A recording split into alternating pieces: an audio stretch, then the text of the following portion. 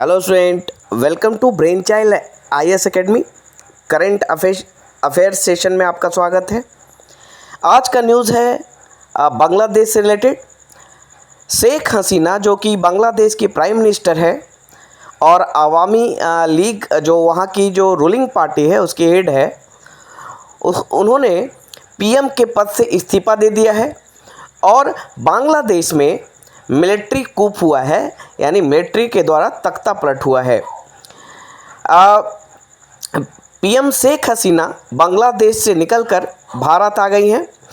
अब इसके पीछे के वजहों को हम यहाँ पे समझेंगे। आपको पता है कि कई दिनों से बांग्लादेश में प्रोटेस्ट चल रहा था। वहाँ जो स्टूडेंट्स हैं वे रिजर्वेशन पॉलिसी के अगेंस्ट प्रोटेस्ट कर रहे थे। तो मामला ये है कि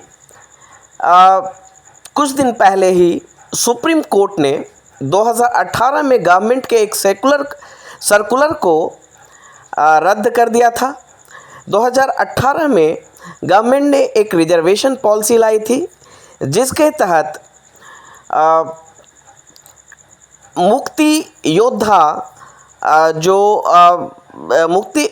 ग्रुप, यानी जो फ्रीडम फाइटर थे बांग्लादेश के लिबरेशन में, 1971 में बांग्लादेश जो लिबरेट हुई और उसमें जिन लोगों ने भाग लिया था उसे मुक्ति योद्धा कहा गया था। और उन फ्रीडम फाइटर्स के ग्रैंडसन या डिसेंडेंट को 30% रिजर्वेशन की बात की गई थी 2018 में गवर्नमेंट के पॉलिसी के द्वारा। और इसके खिलाफ एक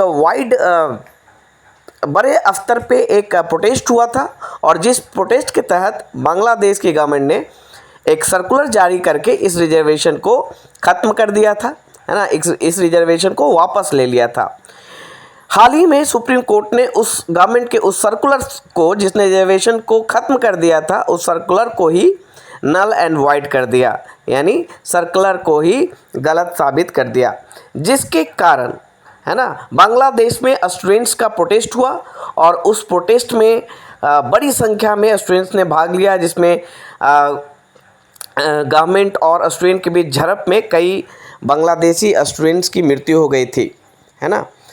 और इसके बाद ये जो प्रोटेस्ट है वो काफ़ी बड़े स्तर पे फैलता गया और प्रोटेस्टर ने ये डिमांड किया कि जो शेख हसीना है वो उन्होंने शेख हसीना यानी पीएम हाउस का घेराव किया और उनका कहना था कि शेख हसीना जो है वो अपने अवामी लीग के जो भी मेंबर्स हैं उनको सपोर्ट कर रही है, क्योंकि ज़्यादातर मुक्ति योद्धा अवामी लीग से है।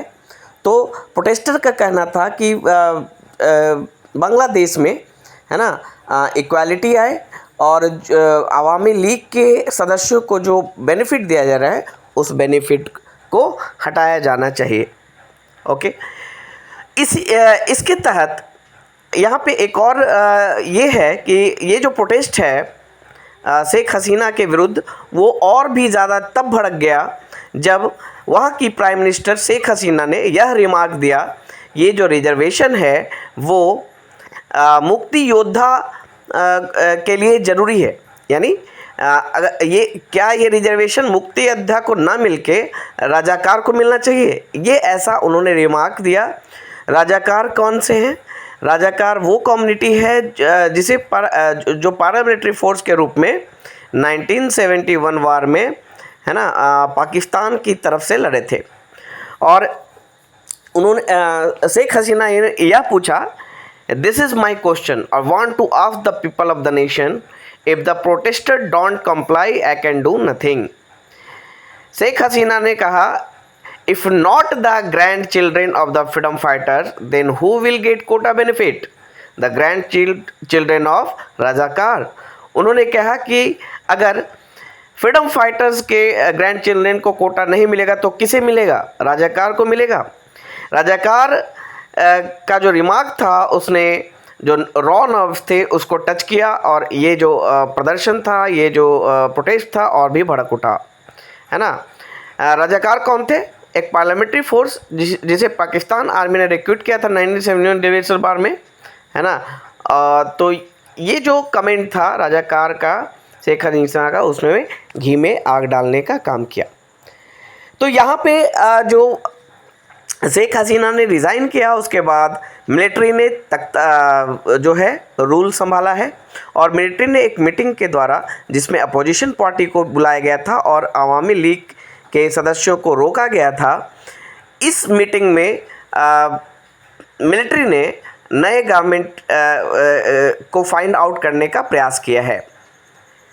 तो this is all about Bangladesh crisis.